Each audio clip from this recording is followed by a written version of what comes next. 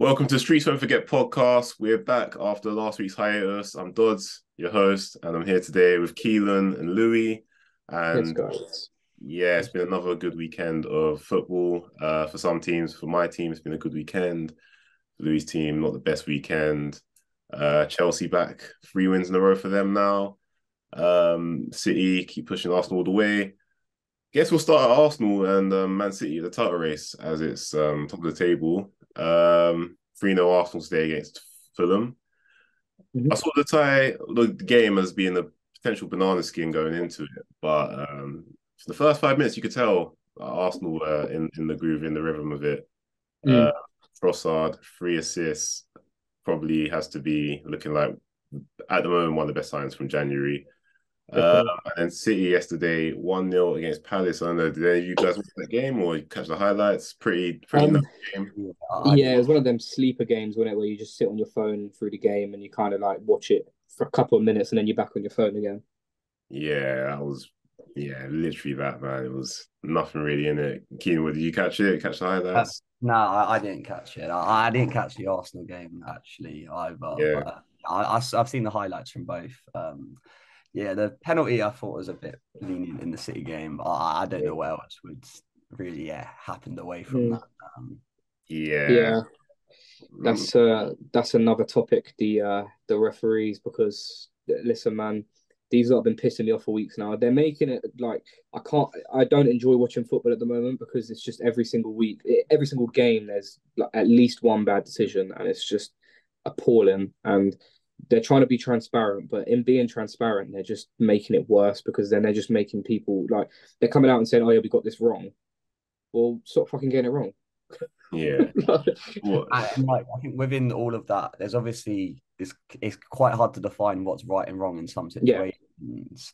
But like they need to restructure some rules and admit some sort of difficulty in that, but they're almost just pretending that's not the issue. But yeah, I think like with fouls, like referees aren't making calls; they're just waiting for VAR to overturn them. And there's just some weird situations are coming from it where the player will go on for like ages and then they'll go back or obviously, yeah, the way they intervene it is like a clear error. Like, what's a clear error really mean? yeah. Like, Yeah. I mean, let's get into the specifics of it then. Man United game today. Mhm. Casemiro again gets a red card. He's missing 4 more games this Mm. season. As you said to me earlier, Lewis, 8 games now he's going to be missing in total for United this season. Yeah. But you're not too sure that was necessarily a sending off, Louis, were you? Do you know what it is, right? I can understand if you're a Southampton fan, it's you're gonna say it's a red card, and if it was the other way around, I'd be calling for a red card. But I personally, the he didn't mean to take the leg. I don't think it was malicious. I don't think it was necessarily dangerous. I think he's got the ball, and then his foot's rolled over the ball, which has made it look worse than it was. I think the on-field decision was a yellow. I think that's fine, but then I think the red card is also fine. Ultimately, it's that's on two people really. I haven't got on to Ten Hag. I still think he's the right man, but that team today was a little bit questionable. I know there's injuries and stuff like that, but leaving Casemiro on there by himself, I know he's one of the best DMs ever, and I know he's incredible, but with Bruno and Sancho there, you're basically just playing one player in midfield. So that's left him exposed. But then obviously Casemiro's got to take some responsibility as well. There's no need to make that tackle there.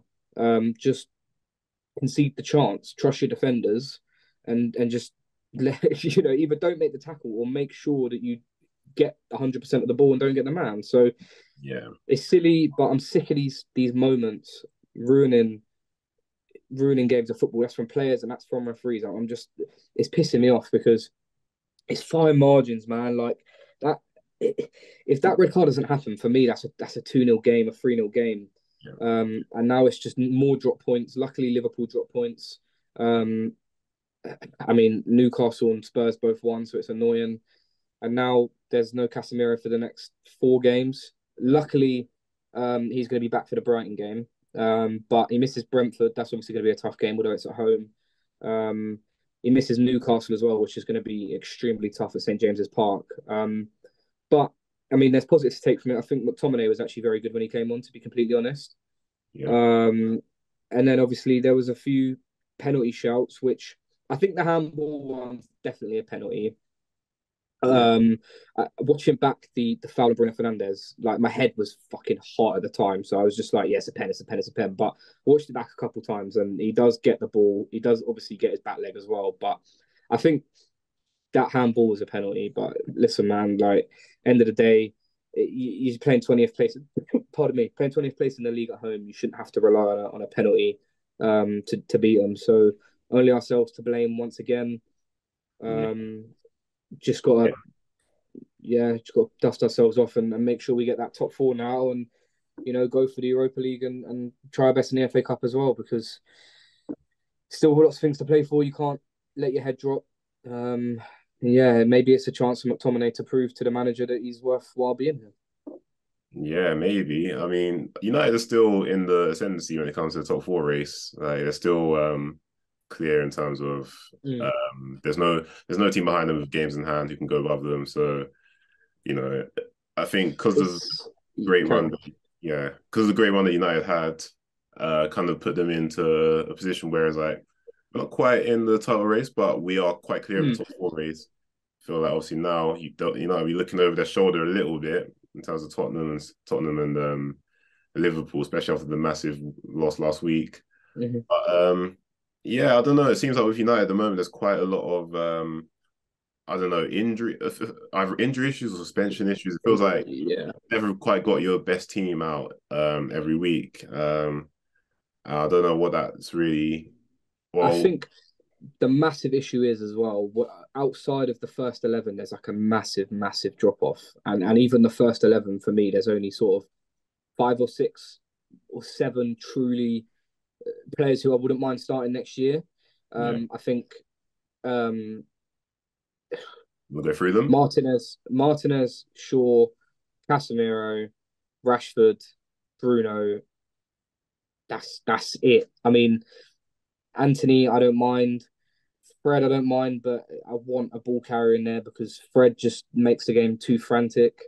I mean, Moran? Wan-Bissaka. Do you know? I actually like Wan-Bissaka, to be honest. I don't mind him if he's going to be like the inverted right back. I don't mind Wan-Bissaka. I'd still like an attacking fullback, like a Frimpong or someone like that. I'm happy to let Dallo go at this point. He was great before um the World Cup and before his injury, but I'm just sick of.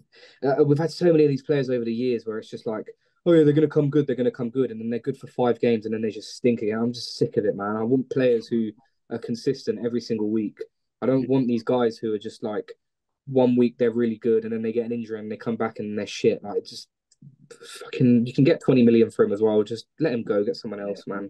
Yeah, I agree because those sort of players kind of linger for a long time and keep surprising you here and there. And then, like, I mean, we had it with like Chambers and guys like that. Come in, a couple good games. Oh wow, could he be the solution? Just get a new player. I think. But Keelan, I mean, how do you, with United dropping points today, Liverpool losing as well, Spurs winning and Newcastle winning, top four race for you now? Are United home and dry? And two, who do you reckon's taking that spot behind them in fourth? How do you see the race? Yeah, so I think United's on in that like race, but Spurs. It's weird because they're an awkward team and they're grafting results and it feels like I remember when I sort of looked at the table a few weeks ago and I saw that they were I think they were sitting at fourth at the time. I was quite surprised because it didn't seem like that was where they should be based on the results they were getting. But they do seem to be I'd probably edge with them slightly over Newcastle at the moment because I do think Newcastle's lost a bit of momentum from that. After the Liverpool result last week, I thought they were going to go on and do what they'd done the year Van Dijk was injured and just claim top four again, go on some mad form. But that Bournemouth result shows that that's probably that's quite unlikely to happen. But I think I'd edge towards Spurs out of the three as it stands. I do think Spurs are grafting results well. Like, they've still got Harry Kane, and all that comes with that. Still got Yeah. Salah. I think the thing for me with Spurs and with Liverpool is it's just the Prem for them now. unless Liverpool pull the cat out of the bag against Madrid, but it's not going to happen. I say that, but it's fucking Liverpool in the Champions League. You never know. So Spurs have now only got the Premier League to focus on, and Liverpool have now only got the Premier League to focus on. Same as Newcastle as well. Whereas United have still got the top four battle. They've still got Europa League. They've still got the FA Cup. I think the Carabao Cup final took a lot out of them as well. In terms of, the 2 goals were great, but they had to defend for a lot of that game and they had to be focused. And then there's obviously the massive high that comes with that, and then the massive low that comes with losing to Liverpool to such a big margin. So I'm worried. I'm really worried, but I'm more worried because I know this team and I know these players and I know they could just down tools. But I do still have faith in the manager, and yeah, it's just, I don't see where. What specifically would you say you're actually worried about? Are you worried about United falling out of the top 4, or are you worried about United just like hitting the stumbling block in terms of playing well? I'm not worried about playing well because I don't expect us to play well from now to the end of the season. I don't expect that, not with the players that we've got. But what we were doing before was we were pulling results out the bag and we were getting the goals and we were defending like we should. For me, if Rashford doesn't score, I don't know where the goals are coming from. If Casemiro is not there, the midfield, I mean, it doesn't dominate games anyway, but now it's like even more frantic. And it's a Varane injury away from being like a complete disaster as well, because with Martinez and Maguire, it's not the same as, especially with De Gea in goal. That line's already deep, but once Varane goes, that line gets even deeper. So yeah, there's that, and Rashford he's not. I know he scored in the Europa League, but it's a couple of games now where he's not scored, and he's yet to prove to me that he's like. I know he's scoring goals. I know he's been scoring goals, but he's still yet to prove to me that he's a consistent goal scorer. Really, Weghorst has more presses per game than he has flipping shots. So, yeah, it's a weird one, man. I'm just a little bit worried about. I do think we'll still make a good run in the FA Cup and the Europa League. I still think we'll get to the semi-final at least of both those competitions, but I'm worried about top 4. I am, and for me that's the main goal. Now the trophy's out of the way with the Carabao Cup, I want to make sure that top 4 is secured. Yeah, when I look at everyone at their best, I think it would be so surprising if United finish behind Spurs, finish behind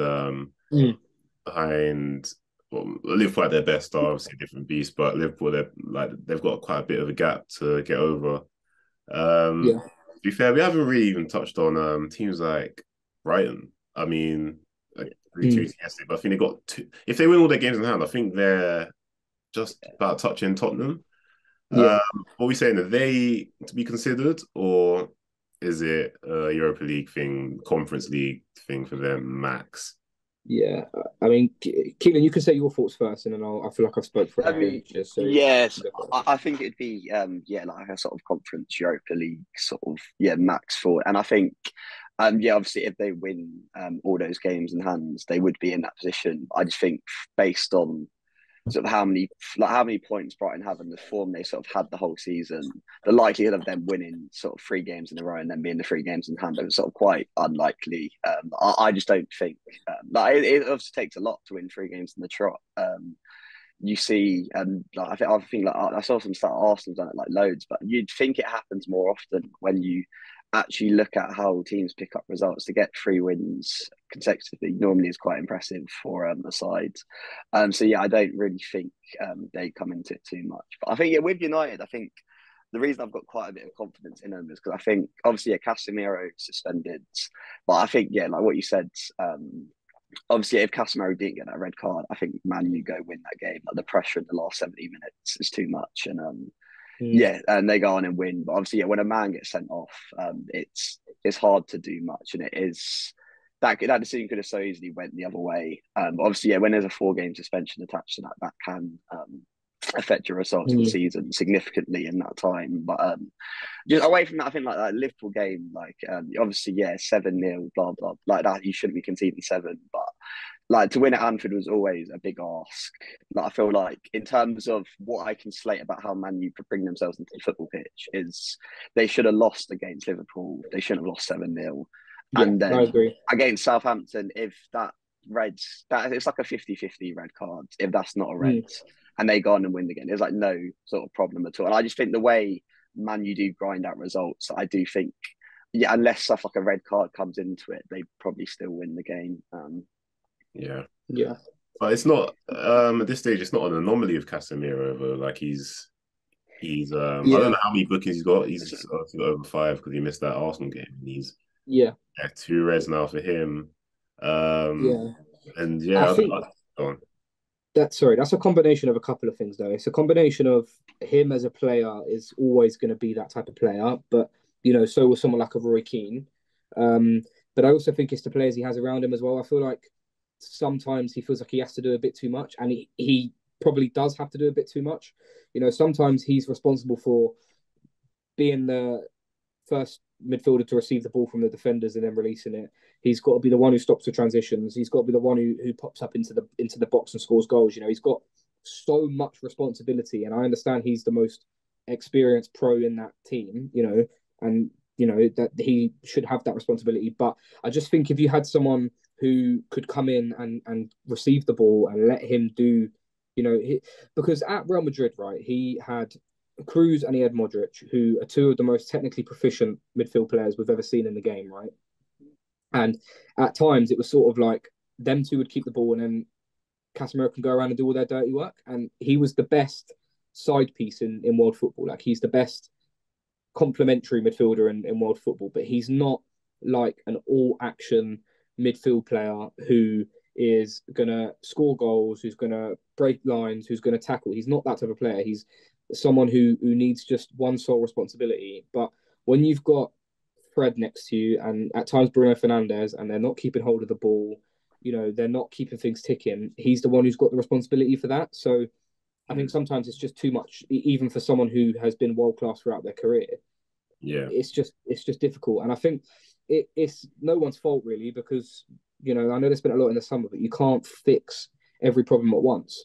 And that's the point of a project. And I think even if United do finish outside the top 4 this year, you've got to just go again and trust Ten Hag and get the players you need in the summer to make sure you're better next year. Because we've seen that with Arsenal.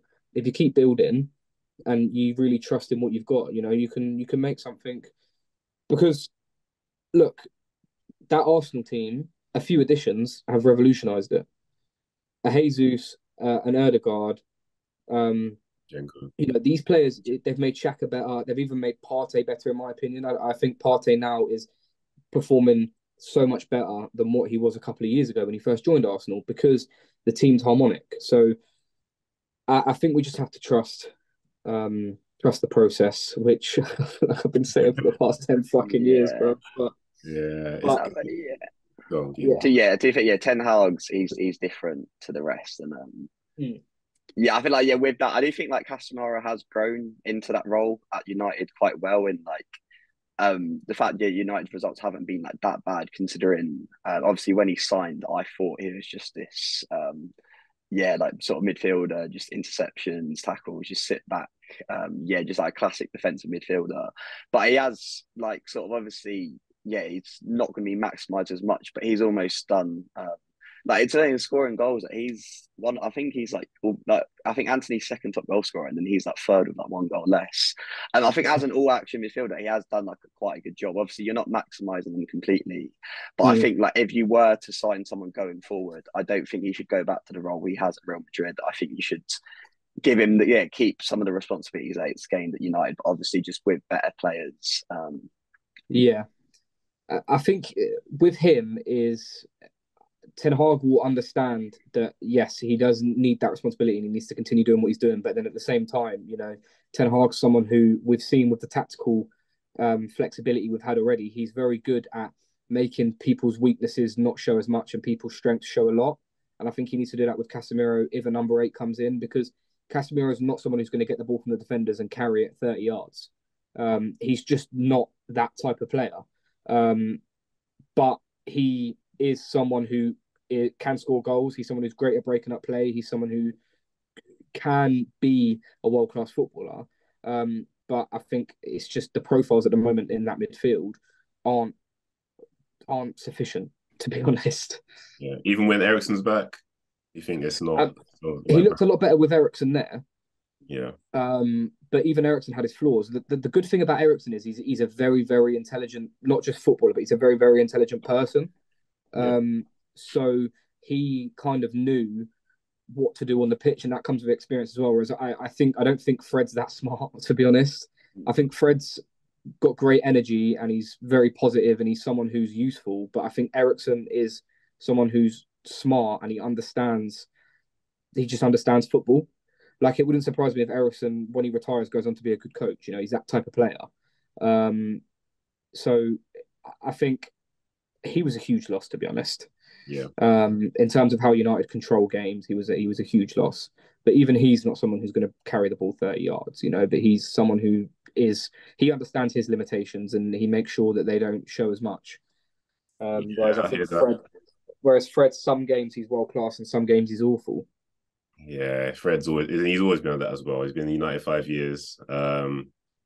He's clearly a good squad player to have. Like, comes in the Barcelona game, both legs, does well, scores the goal. That's one thing he's added. I think there was like a time where Fred didn't score for ages, but now he's turned into a consistent 3-4 goal season player for United, which, you know, that does count. I think, I agree with the sentiments you lot saying about United. Solid team in terms of like structure, but definitely going forward is the weakness. You know, that's quite crazy. Keane said Anthony's their second top scorer. The way people talk about Anthony, you'd think like he would be nowhere near that. So I think it's like Rashford's on like 25 all comps, and then Anthony's got 6, and I think like Fred and Casemiro had like 5. So yeah, there's obviously that dependence on Rashford's very clear. Yeah. There is I believe it's Rashford and then Bruno and then Anthony. I think Bruno. Yeah, I think it's like Rashford's got like 26 and then Bruno's got like 9 and Anthony's got like 6 and Casemiro's got 5. Yeah. It's quite mad because before United had Rashford, Greenwood and Martial, who'd all get like 15 goals. I think Martial has about 5 as well. Huh? I think Martial's got about 5 as well, but he's only played I think he's only played about 10 games in total. So yeah, he's got a good goal per game, to be fair. Yeah. Top 4 race for I think United 3rd and 4th. That is so hard because before yesterday I was thinking Liverpool 100%. But they just have that result in their locker. When they wear that white kit, man, something happens to them. They just can't seem to Salah can't seem to score. These 12:30 kickoffs are bookie for the big teams, man. Yeah, 12:30. I think Rooney said it when he was playing. You know, it's hard to shove pasta down your throat at 10 in the morning. So, like, I think these big teams sometimes they go away at a 12:30, and the lesser teams are up for it. And it's difficult. So I never fancy these big teams in the 12:30 kickoff, man. I mean, even the other week, Arsenal against Villa, that was a tough game at 12:30 as well. Yeah, that was a sticky game. Yeah, 12:30. I don't know what it is about it. Yeah, you could say that players probably either not eating or eating too close to the game, but that does seem to catch teams out. Just want to go quickly back to title race. Just want to actually mention something about Arsenal. Arteta got his 100th win today. 100 wins in 168 games. So he's got good record if you look back, if you think about it. Incredible. Yeah, considering how it was at a point for him. So his win rates in total was at 59.5%. This season, 73%, which is obviously remarkable. Arsenal first team ever in English football to win 5 London derbies away from home with clean sheets in a row. And Arsenal PSG, the only teams this season with 3 goal scorers, with 10 goals or more, with obviously Saka, Martinelli, Odegaard. But yeah, in terms of, you know, the title race, I think you look at both teams and I don't know, it's hard to pick them apart in terms of man for man at the moment. I think before the season, you'd have probably had more City players than Arsenal players. But I don't know, who'd start, maybe Keane, I'll start with you. Where do you think Arsenal's strengths are over City, and where do you think City's strengths are over Arsenal potentially in this title race then? So I think City's strength is, I think, they've got the game between us at the Etihad, in which I'd back them sort of strongly for that. But then away from that, I just think as sort of in terms of playing football and chances created and just controlling games, I think Arsenal has been doing a sort of better job than that, in the fact that I expect City to drop more points. So if I was to predict the rest of the season, I'd say we lose that game to City at the Etihad, but they will drop more points than we drop sort of in the time coming up to them. And I think we've just had like a hard. I'm not too sure about Man City's fixtures, but I feel like we've just got through or we're getting through quite a tough set for like this Fulham game today. Like I was quite worried about it, and then to have the result sort of that sorted by half time. Obviously, yeah, it was nice to see. And yeah, I think like Jay-Z's coming back as well. I do think that will help us a lot because we a lot wouldn't have thought we would have still been in the title race when Jay-Z's got injured, and I was probably quite skeptical sort of myself. But we have like 5 months later, Jay-Z's is back, and I feel like he will improve the team again because before Christmas we weren't really struggling at all. Like around the World Cup it was like 13 wins out of like 14 games. I think when Jesus comes back, that will help. I think if we're in the position to lose it, and I think that'll be good sort of motivation to sort of keep us up there. And I'd back with Arsenal to do that, but I do think we'll lose against City. Have you seen your April? No, I haven't. You've got to go Anfield, St James's Park, and the Etihad. I'm pretty sure. Yeah, it's doable, man. It's doable. It is. It is definitely doable. It's but hard. City have got all them games out of the way now. City I think Chelsea. you've got Chelsea as well. I think we've got Chelsea. Chelsea. City got Chelsea. I mean, that is a game that both teams to win. To be honest, at this point. Yeah. Chelsea. Yeah, but Chelsea. I mean, Chelsea are growing now. I think. And I think wins in a row. I wouldn't want to play Chelsea at the moment personally. I mean, United have them in a couple of weeks as well. But obviously, I expect Arsenal to win that game. I think I actually think Chelsea get a result against City. To be honest. I mean, Potter in the big games has actually been quite good. Has he lost against any top six sides yet? Spurs and Arsenal. Yeah, Spurs and Arsenal. Yeah, drew against United, drew against Liverpool. City, I don't know, was it Tuchel or I don't know. Might be Tuchel. Yeah, I think it was Tuchel. Yeah, you're right, man. Like Arsenal do have a tough month, but I look at obviously the games there. When I was looking at the fixtures before, I thought Craven Cottage, we might not have Trossard, we might not have Jesus. No Palhinha though, man. Yeah, no Palhinha. Yeah, that's true. And that was obviously, that was apparent for them today, man, because we were just playing through them. Jesus came on, should have got a goal, man. Literally. Yeah. So big chance. Typical Jesus, man. Lovely in the build-up. And he just shoots it. He's falling over. So hopefully... I don't want him to come back with that. But I tried doing the thing on Twitter because obviously I tweeted yesterday I've seen the script for Bournemouth Liverpool and then Bournemouth 1-1. I tried doing the whole curse with Arsenal and said I've seen the script for Arsenal Fulham and it just didn't happen. Yeah. Nah, that script is not. It's not. Inshallah, it's not happening, man. But in terms of strengths, I say Arsenal's strengths at the moment. You got to say is we don't have a one reliable goal scorer. But we have four players you can kind of bank on to get a goal. Trossard, all the front four you could say Trossard, Saka, and Martinelli. Yeah. Martinelli's coming into his form now. To be fair, I don't know if Trossard's signing's kind of working, but City, I don't really see that as much. To be fair, I think Haaland's obviously bagging for them all the time, but do I expect Grealish to score in games? I'm not sure. Phil Foden, he's probably the next outside of Haaland who I'd expect to score. And Mahrez, but Pep just decides to drop him when he starts scoring. It doesn't make any sense. Yeah, exactly. Pep's team section as well has been unpep-like, man. 4 centre-backs yesterday in the defence. Man thinks he's Deschamps, bruv. Yeah, I don't know what's going on there, man. I think with you guys, your greatest strength is you don't have a weakness. Which City have some glaring weaknesses. I mean, they have basically one fullback. For me, Rico Lewis is a central midfield player.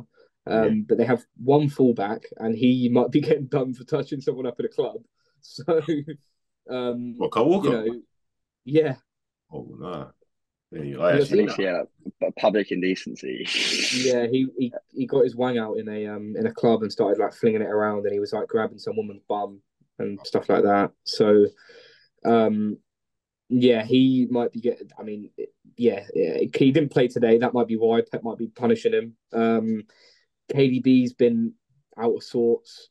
Didn't start yesterday. They've still got no left back, although I do think Ake's been amazing. Like I think he's one of the best box defenders in the league. And I have to say as well, since Ruben Diaz has been back, they have been very, very solid defensively. Yeah. I think they've kept like 4 out of the last 5 games. They've kept clean sheets since Diaz has been back, and now they've got John Stones back as well. So I don't think that's as bad. I think you can get by with Walker at right back, Ake at left back, and then Stones and Diaz in at centre back. I think that's fine. So yeah, I mean, I still fancy you guys. I think at the moment, if I'm going to give a percentage, I'd say I'm 75% you, 25% City. Yeah, because I do think City. I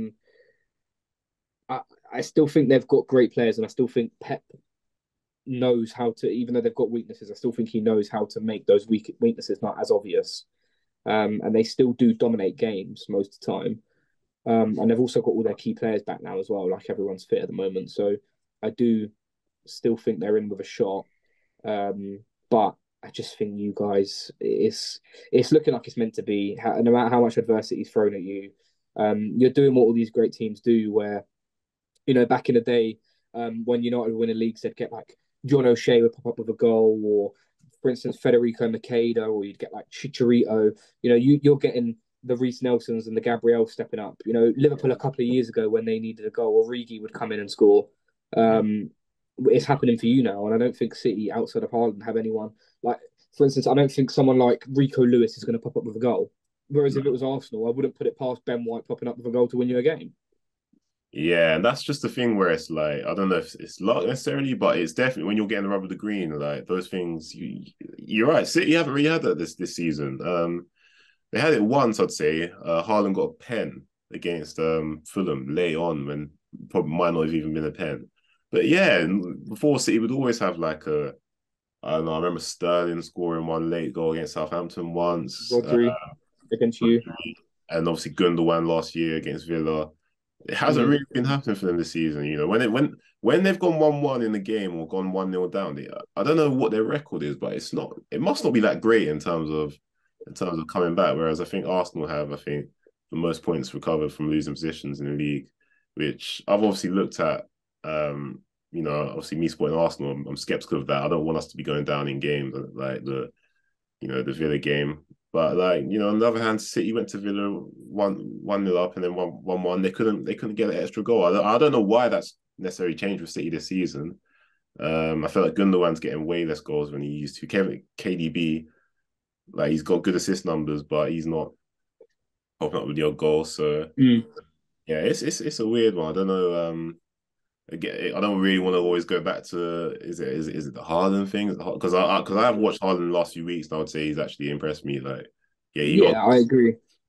Got good. Who's that assist he did the other day? Great assist. Forgot it was a similar to one he did against Arsenal. Forgot who it was against, but yeah, I think with the way I know with the Haaland stuff at the moment is I don't think it's necessarily him. I just think it's they don't have like before they had the penetration of a Sterling or of a Jesus, whereas now they don't really have that penetration. They still have players who could control games, obviously, but they don't have someone who's going to make like a run into the box if Haaland isn't. And obviously, Haaland occupies 2 or 3 players because teams know, we'll stick both the centre backs on him, or we'll stick a DM and a centre back on him. Whereas I think these conditions would be perfect for a Jesus or for a Sterling because they could get that little bit of freedom in between the centre back and the full back. Whereas Grealish isn't that type of player. I mean, Foden can be when he plays on the right. So yeah, I don't know, man. I think City are in a real rebuilding process. and I'm actually really interested to see what they do in the summer. Whether they go for someone like a Liao, um, or they try and get a Sane back or something like that. I don't know. That I'm very intrigued to see what they do. Yeah. Yeah, relegation battle. Looking mad tight, man. And Leicester and West Ham, bro, they're down there, man. Forgot about Leicester, man. Leicester are So, in trouble, bro. they've lost 4 in a row. They're Yeah, so easy to play against as well. Like both West Ham and Leicester, they're so easy. I feel like Leicester against United, like once they didn't score that goal, like it's like they stopped trying after they conceded the first one. And I feel like against Chelsea, they just give up. yeah. And And I then, must say as well, a big part of it is Danny Ward is absolutely awful. he's bad, man. Schmeichel not being there is a huge, huge miss for them this year. Yeah, and he was all right as well. Like he wasn't he was good. He was a solid Prem keeper. At least he commanded his box though, and he was dominant. Yeah, Danny Ward is. To be fair, the board have failed Rodgers for that, man. How are they not? One sign all season, I think. Well, they got a couple in January, didn't they? They got that Christiansen right back, and then yeah, Harry Suter.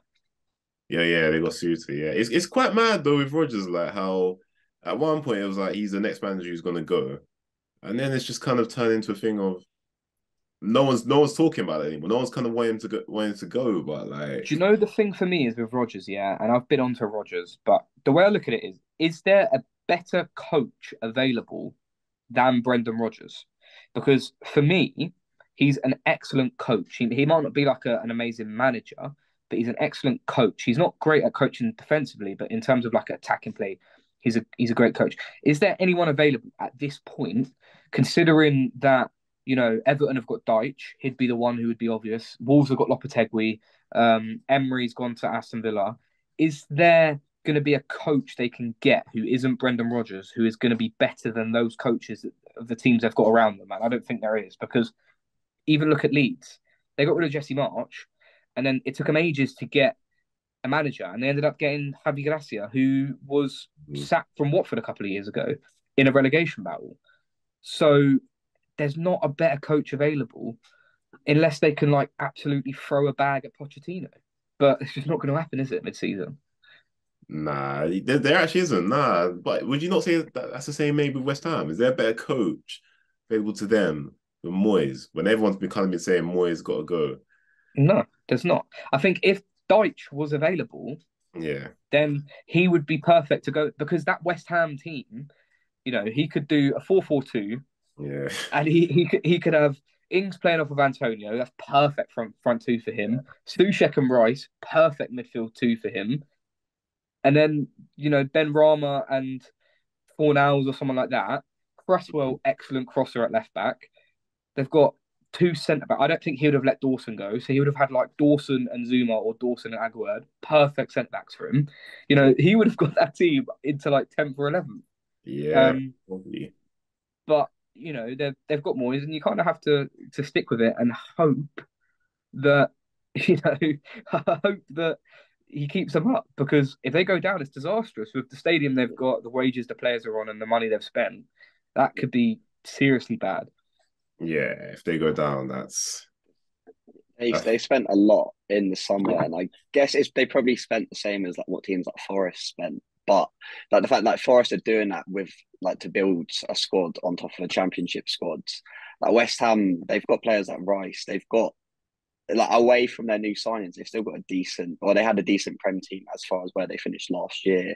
So that investment was really on like what 2 or 3 players, Skamaka, Paqueta. Like so, it was spent quite well in terms of you would expect a lot from those signings, whereas with Forest it was more they kind of had to do it where these were meant to be players to take them to the next step, make sort of Europa Conference League / Europa League a regular thing.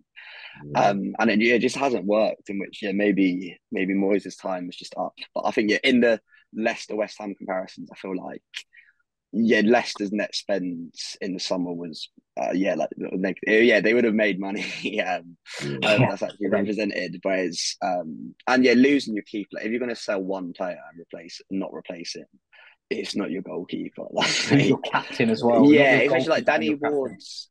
It's not like he's like a Tom Heaton that's been around, played the game for years. Like he hasn't played that much. Like he's like 30, but he's played about 100 Yeah, games in his career. And it is it must. I do defend Rodgers quite a lot because of that. Like I look at how United's De Gea, like your goalkeeper's got to be serious, and that Danny Ward's just not serious. yeah. I think it like even it's the fact he's Wales's number two. Like he's not even better than Wayne Hennessy, Yeah, right? And you look at the teams around, like Forest needed a goalkeeper, and they went and got Keylor Navas, yeah, right? Leicester have needed a goalkeeper since Schmeichel left, and they're stuck with Danny Ward. Like they could have at least gone and got someone in January. Like they could have gone and got like Heaton or Yeah. Wayne Hennessy Or or like a someone like Romero that. or something, or just someone a Yeah, bit yeah. like at least Unfortunately, just got sign that. Yeah. someone like because this guy's like been in the club and he's not shown any spark for 10 years. Hence why he's just been just chilling there. But yeah, no, it's a lot of and I just don't think as a defender it can't help you. Like you've got Danny Ward behind you. Like it's tough to treat every game and yeah, to play your best every game when that sort of like when you inevitably mess up, your keeper's not saving you. Like the defense is actually really poor as well. I mean, I was going to say that. still got say Vardy Hayes in and 2023 Sousa. as well. Yeah, I mean the midfield and the forwards are okay. Like Barnes can score, Madison's obviously excellent, Tielemans is talented. I mean, what the hell happened to Ndidi? I mean, a couple of years ago he was like one of the Mm, best DMs in the league, and now it's like no one talks about him. He's not yeah, probably not even in the top 10. yeah, So yeah, man. Even guys like Albrighton going, like I feel like they miss someone like that as well. Some like yeah, they've let a lot of experience go and not really replaced it. yeah.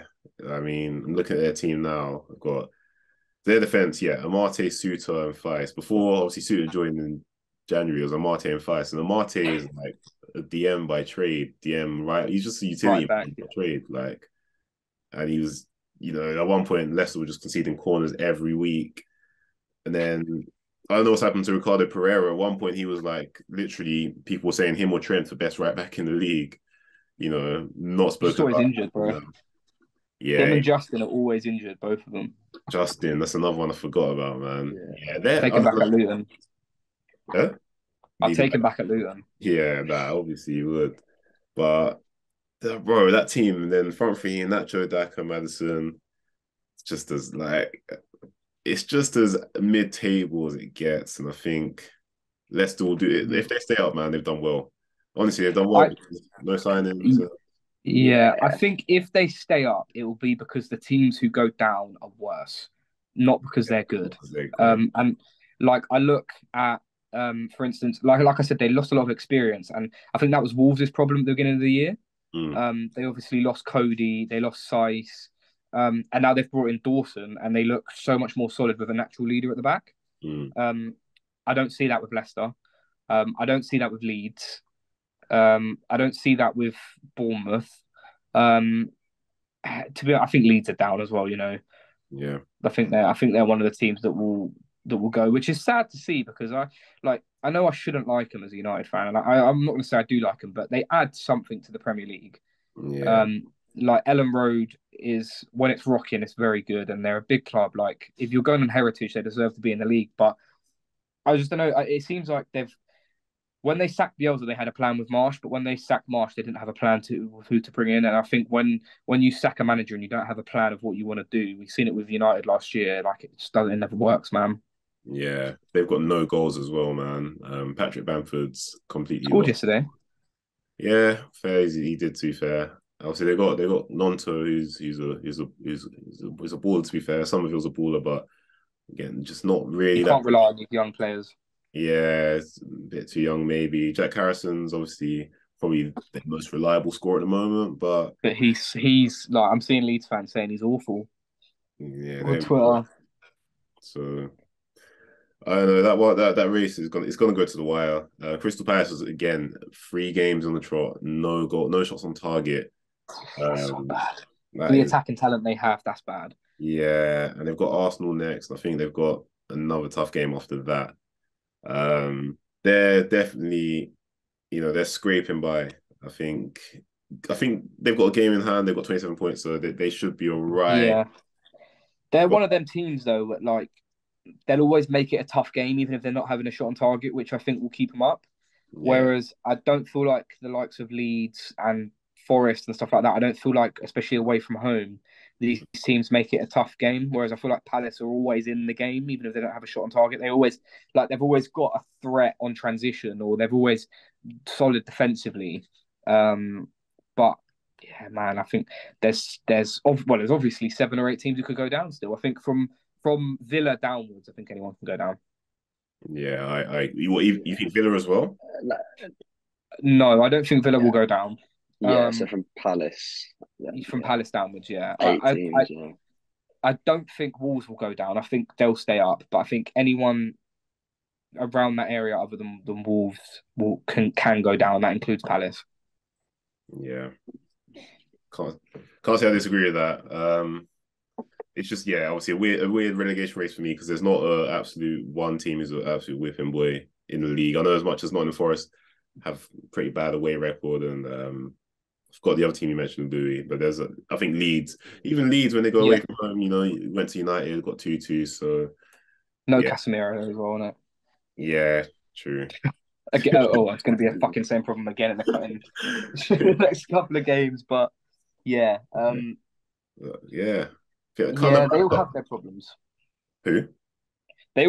All these teams have their Hmm. problems. And to be honest, right, watching Bournemouth yesterday, I think I think they might stay up now as well because they've got some nice players, man. They got some good technical players. I mean, Billing's impressive. I mean, Yeah, Senesi at the back's good on the ball.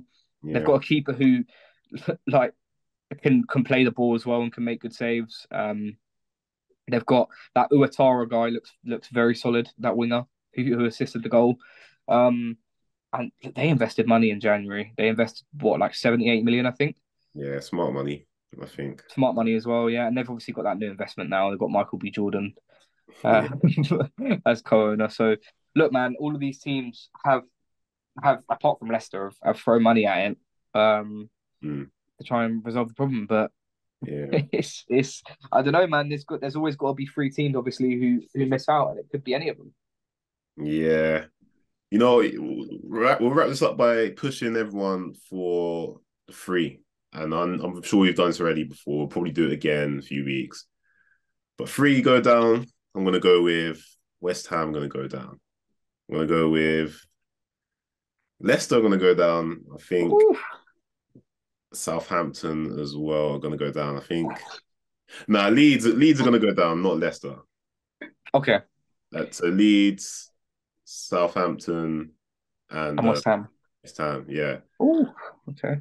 yeah. Keelan, what do you reckon? So I reckon Leicester, Bournemouth, and Leeds. I think will Mm. be the 3 to go down.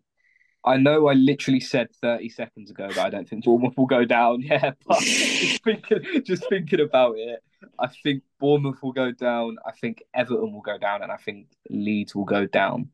Um, Yeah, Sean Dyche. because all 3 of those teams aren't good enough away from home. That's a good point. But Everton are strong at home, They are strong at home, but so are all them teams down there are strong at home, in my opinion. but And yeah. I mean, Southampton are right at home. but Southampton could pick I up feel like results Everton are away as strong well. at home, but that's just feeling. I don't know if stats actually prove that, but that's Yeah, just. but Everton are strong at home, but I just feel like away they're not good enough, and Mm. they don't have goals in the team. And it's a poor team, man. Like, Yeah, it's really crap. there's It's not. really crap.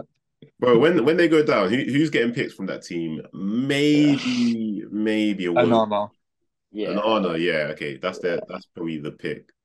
I think Everyone else Onana in championship. and Onana and Pickford, and that's it. Yeah. Pickford just signed a deal as well. So Everton are they too bit they've been teetering now for a bit, and this might be the year where it just they go down. I don't know. I think West Ham, say it before, say it again. So there's nothing about West Ham you look at and think anymore. This is gonna be a long day. Before it used to be the Soucek Rice pivot, but that's kind of been stabilized now. Yeah, I think the thing with both of those teams is no matter how good they're doing, they're always like 2 or 3 results away from like a crisis, just because of the way the club is and the way the fans are. They're Yeah. sort of caught in a crossroads where like they're not a top six team, but they shouldn't be like a bottom three team. Mm. And none of them think they should be mid-table, but it just gets to the point where like they're not good enough. And Yeah. it gets like it gets really, really toxic with both of those clubs really, really quickly. Yeah, it does. It does. Their fan, yeah. We've seen lots of scenes at on the stadium where it's got sticky with the owners and fans. Yeah. Yeah, I think, whoever's listening to this, let us know who you think is going to go down, who you think the three is going to be. I think it's probably just as exciting of a relegation race as it is the top four and a title race this season. I think it really is that exciting.